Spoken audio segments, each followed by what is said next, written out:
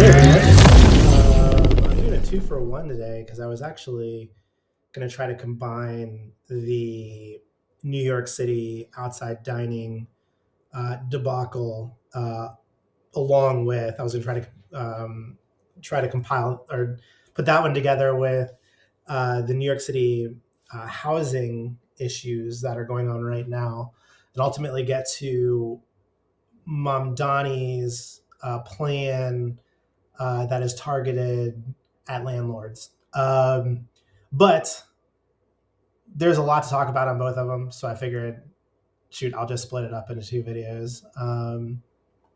And I figured I'd start here, right? So, like, COVID created a scenario in which I talked about this with the businesses, right? Like, businesses were shut down. And they weren't really like the state and local government didn't really come up with ways to compensate the businesses that they were forcing to close. Um, Although they did give them a nice backhanded slap by saying they weren't important enough to be reopened, like, say, an Amazon shipping facility or anything like that. If you were a small business, you were kind of screwed. And so there was the restaurant side, restaurant and kind of like commercial business side of the COVID lockdowns. And then there was the residential side. Now, there is a thought that um, a large majority of landlords in New York City are big businesses, and that's just not true. It's mostly um, small businesses. The vast majority are small businesses. So um, when the city shut down everything, they did something simultaneously, uh, which was they put a freeze on both rent, and then they also said that landlords couldn't file for eviction tenants.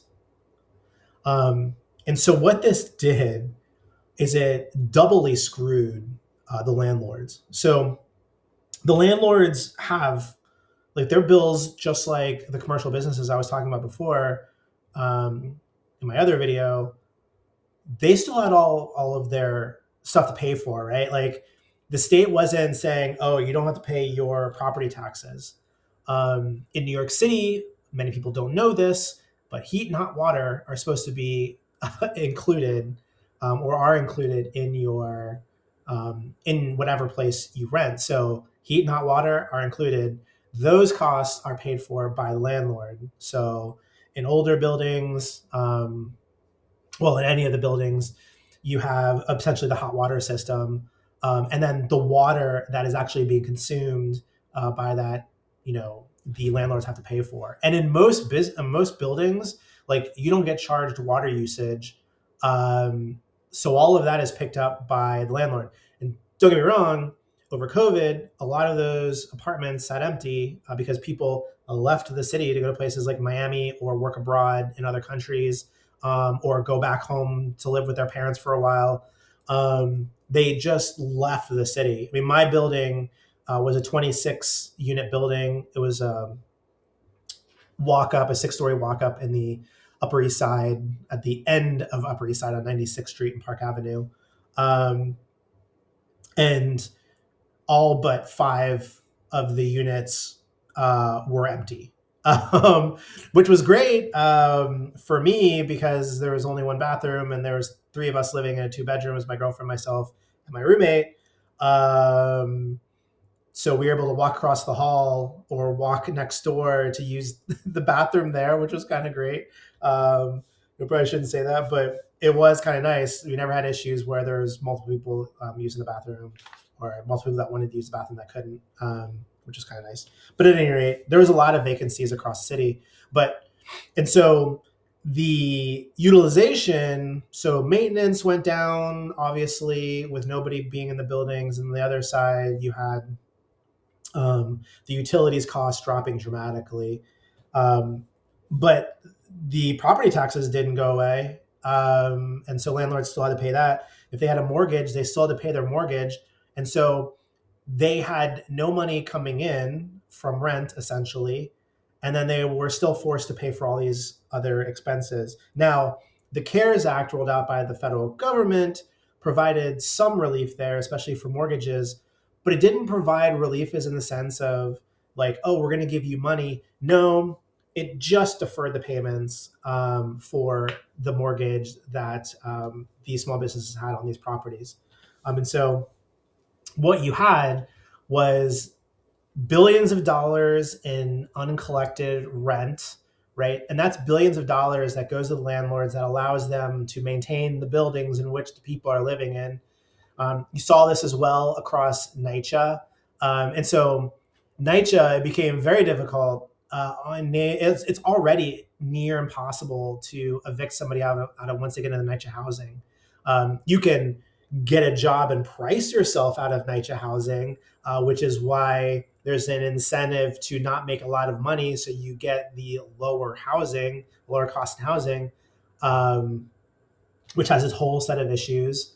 But since they weren't evicting anyone, then nobody was paying rent, and so you had tens of thousands of apartments across the city, both owned by small business landlords to large corporations to government housing provided by NYCHA that was not collecting rent because there was no incentive for anybody living in those apartments to pay the rent.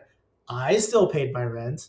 I really thought about not paying it. I mean, I've been in the same apartment for a very long time, but but I have principles. I pay my rent. I have friends who did not pay their rent and went 2 years essentially not paying rent. And then finally, when the moratorium was lifted, they moved out of their apartment and moved into another one, and then paid the rent there. But in the meantime, again, none of these landlords were collecting rent. But I figure I'll also talk about like the kinds of, I guess, apartments, leases that you can get in the city that I think are kind of unique to New York City, that most other people don't know about. And I'm talking about this to get to a broader point about the kind of housing market in New York City and ultimately where Momdani comes in to the picture. So there's really three kinds of apartment leases in the city. There is market rate, which is what it sounds like. An apartment can be priced at whatever the market is willing to demand, or willing to pay, I should say, for that particular apartment.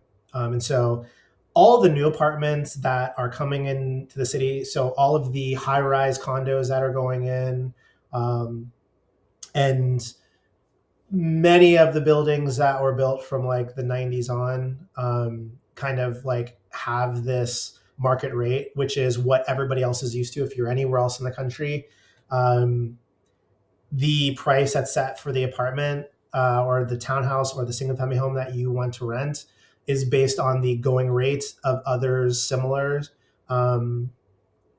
within the given area. And so the market is saying that this is the price that people are willing to pay. So then they pay. Then there is rent stabilized. Rent stabilized, which I was a beneficiary of in my second apartment in New York City, essentially says like landlords have to renew leases. That's one of the big caveats in there.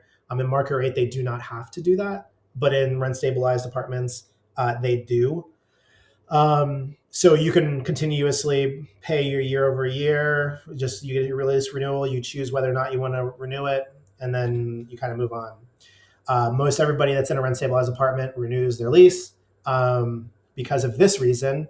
Reason number two, which is the rate that you pay for that apartment is typically less than market rate, substantially less than market rate in most cases. Some cases it could be at market rate, but that rent can only go up by a determined maximum by the city.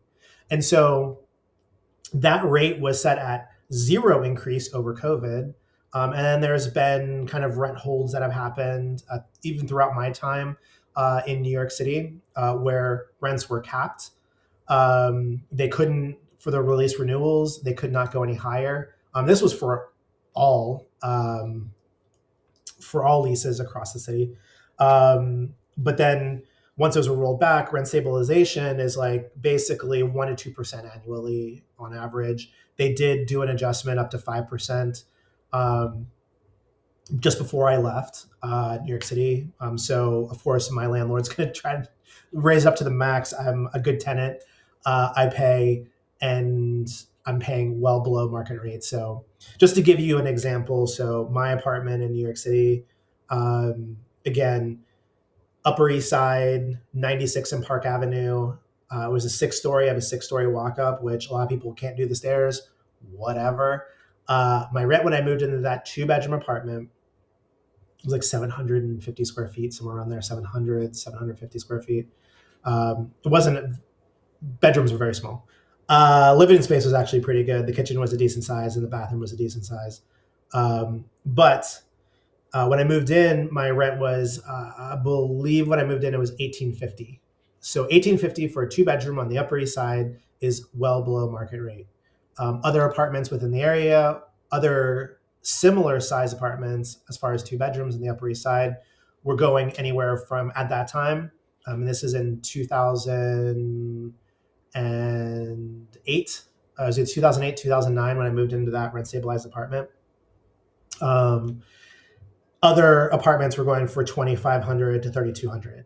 And so you can see why I was like 1,800 Upper East Side. I can stumble out of my apartment and fall into the 96th Street, 96 and Lex subway. Like, this is perfect. I'm a block and a half, 2 blocks from Central Park. Like, my old parking garage was on 102nd Avenue, or sorry, 102nd Street and FDR, in a building there. So I wasn't that far from that. I'm like, oh, this is perfect. But then my rent would go up 1-2% annually. By the time that I left New York City, my rent was at $2,600 for that same 2-bedroom apartment from that original 1850. I had no incentive to move anywhere else out of the apartment. And trust me, I tried. Over COVID, they were basically giving away apartments, but the only apartments that were available were market rate apartments. And the reason why I ended up in a rent stabilized apartment, just by accident, by the way, it wasn't intentional, was because I was in a market rate apartment. My rent was $1,750 when I moved in, and it was a 3-bedroom, 3-bedroom apartment, 3-bedroom, 1.5 bath apartment, with full kitchen, living room, dining room, had a little patio that I looked out on the First Avenue. It was in a converted building that was formerly NYCHA government housing, and then it was bought by, I think, a French company or a German company. It was on First Avenue. The building spanned between 100th Street to, actually, I think it was like 99 to 102nd. And so it was a great location for me and for my friend and I that lived there. There was a parking garage that was attached that was $200 a month for the parking spot, which to people that live outside of New York City, they're going to think that's a lot of money. It is not a lot of money. It is extremely on the low side. If I registered my car in New York, it would have been $100 a month. And again, it was attached to the building, and I had my own parking spot. I didn't need to go to an attendant or anything like that. It was like kind of the perfect scenario.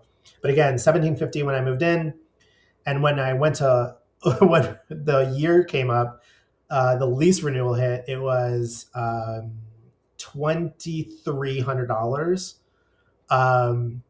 and so that shock wasn't necessarily as bad for me as it was for my roommate at the time, who said they wanted to just find another place to live. And I was like, well, how much do you want to pay? Because I don't feel like looking for a roommate. They told me. We went and searched for apartments and ended up just happening to stumble into the apartment that was on 96 and Park Avenue. So it was just kind of luck of the draw. But I get to that to say, like, the the housing market within New York City is just it's kind of trash. Like it's absolute trash. Um, and it's trash because of government policy.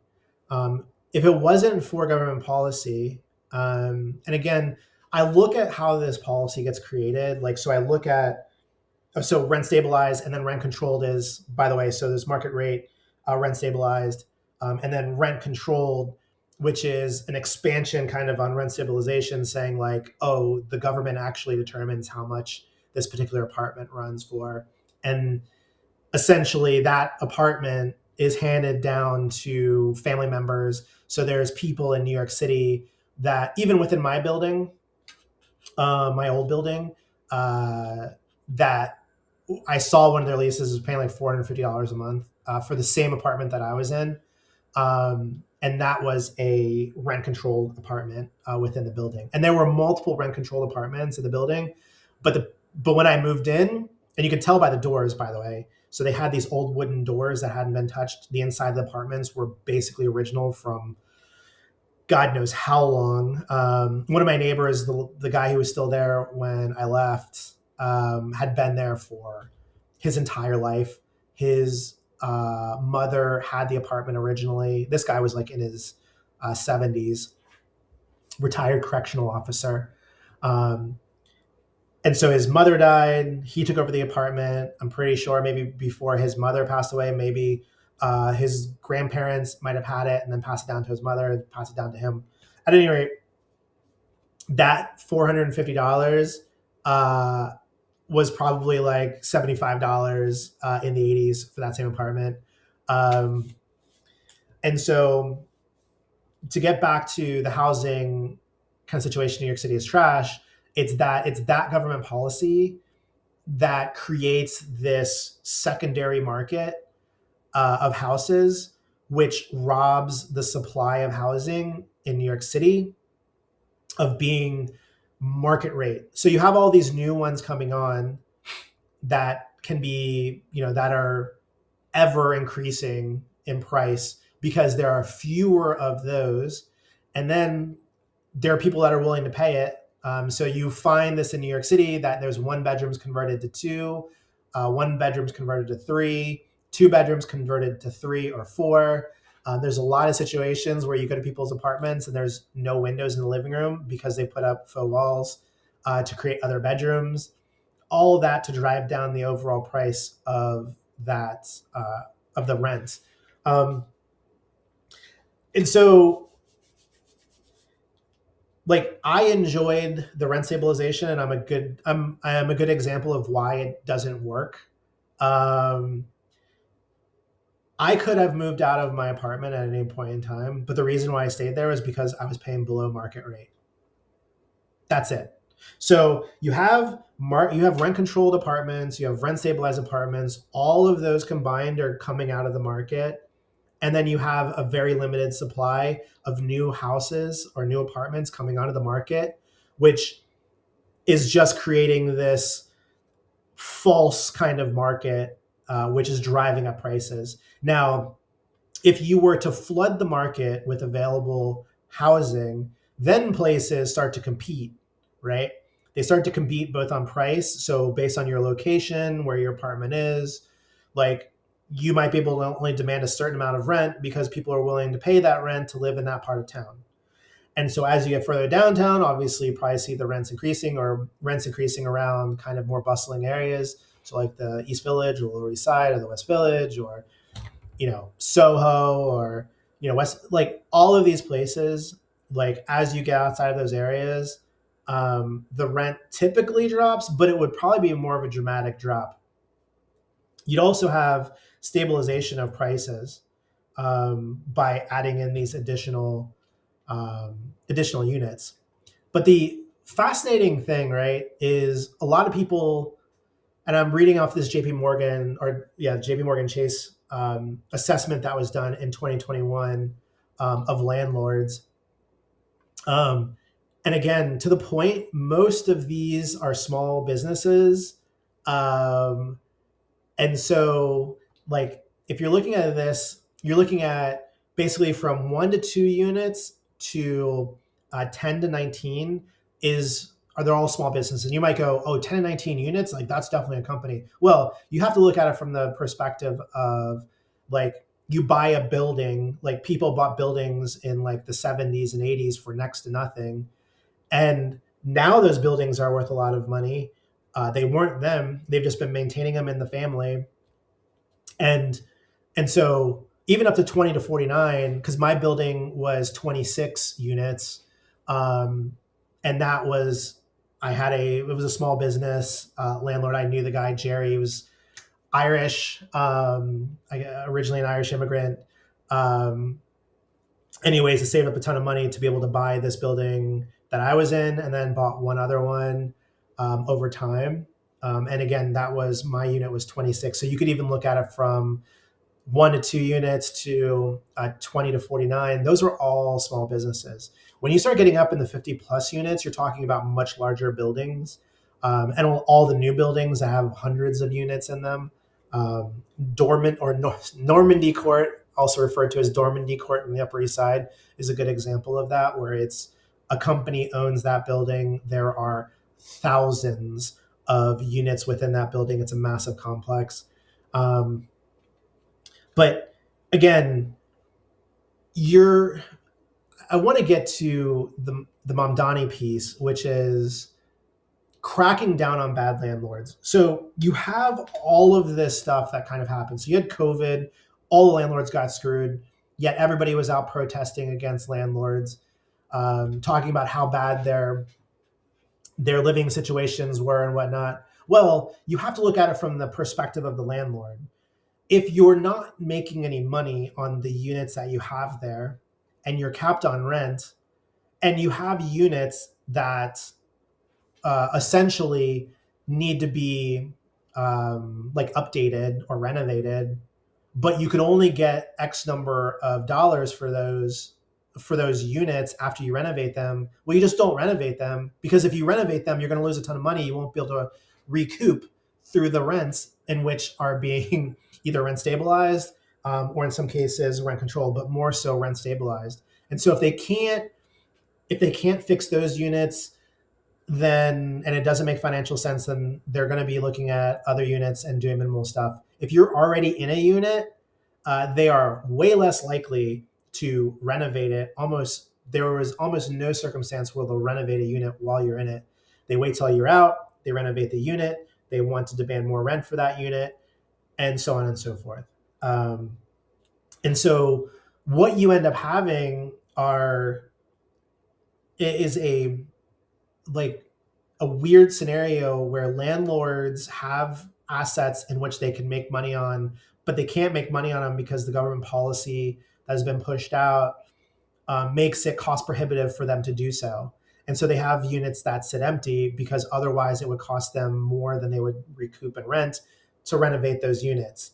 Simultaneously, you have the government saying, hey, we have all these empty units that these landlords are sitting on that all they need to do is renovate them and make them available, and we'll have a better supply. And then throwing the landlords under the bus, totally ignoring the fact that they have all of these regulations in place that are preventing the landlords from actually renovating the units. If you ever have a time, by the way, I highly recommend stopping by the Tenement Museum, which is on Delancey in the Lower East Side. It'll give you really good perspective on the changing regulations that ultimately led to buildings just being boarded up, and ultimately how New York City got to where it is today with its rental policies or its residential policies. And if you drive around New York City, by the way, and you'll see this more, definitely more uptown, so above 96th Street, you will see buildings that are completely boarded up from the second floor up that have active businesses on the first floor. And the reason why it goes all the way back to the original tenement laws of having bathrooms in certain areas, having light in the stairwells, having metal stairwells as opposed to wood stairwells. Like, these things seem minor, but they cost a ton of money, and it's more advantageous for the landlord to just utilize the commercial business to supplement the essentially the property taxes and the value of that land, to be able to get money off of that versus having to actually renovate the building, which would probably require an entire demolish. Um, and so you'll see this in New York City. And by the way, there was one that I always looked at every single day, that was on the corner of 96 and Lex, on the northwest corner of 96 and Lex. There is a building with a store, a bodega now in the bottom. Also has various other stores. One is a cannabis store on the first floor. I think now there's a T-Mobile. Maybe it might be something else by now, but at any rate, then you look up and that building is just steel plated over the over the windows, and it's been like that since well before I moved to that street when I did live there. Um, but so then you fast forward to Momdani's statements on bad landlords, and then the city taking property from people and then giving it to other people to manage and maintain. Well, that's crazy. Pretty sure that's communism. Um, but you can kind of see where that mentality comes from, but it's a lack of understanding of, or lack of acknowledgement that all of these policies are in place that are essentially inflationary to New York City's housing market. And this isn't necessarily unique to New York City. This is the way you run into these problems in San Francisco, in LA, in Chicago. In a lot of the big cities, you find this, but my firsthand experience is New York City. And so, it's weird to me that there are a group of people that think that the government, who currently controls NYCHA in New York City, and all those NYCHA buildings for low-income individuals, which are falling apart and deteriorating, they think that the government, by taking ownership of the buildings, will manage it better than the current landlords that are incentivized via like making money. They think that the government will do a better job. Well, I guess we'll find out. It'll be very interesting to see if there are any landlords in which are made the example here. First of all, I think there's going to be fights over constitutionality and some other things. The fights are going to be epic, but the fact that there is leadership out there right now, I'm in one of the major cities in the U.S. that is basically almost intentionally hamstringing business owners, and in this case, it's landlords, hamstringing them while simultaneously saying and telling them how to run their business. And if they don't run it the way that the government likes, the government is going to take that business from them and then distribute it to another individual or individuals who will do a better job, is like the most frightening thing ever. And is ultimately a reason why I'm not living in New York City anymore.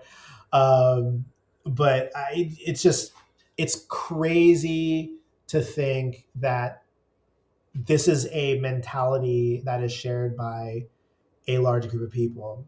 The government can't run anything well, just generally speaking. The best thing the government can do is step out of the way and let the market kind of pick up in certain areas. I mean, there are excesses, obviously, but in this particular case, in regard to New York City housing, it is not more policy that is going to fix things. It is more policy that's going to drive investment out. It's going to make housing worse. and ultimately it's going to lead to the government essentially controlling all real estate and rentals within New York City, which is a dystopian kind of reality, I guess, for that may be a reality for New York City. But tell me what you think in the comment section below. Am I off base here? Do you enjoy a rent stabilized apartment in New York City? Or are you paying market rent? Or do you have a family member that's passed down a rent controlled apartment to you? Let me know, because I would love to rent it out for the weekend to visit some of my friends in New York City and remind them about why they need to get out. But at any rate, keep believing that the best for America.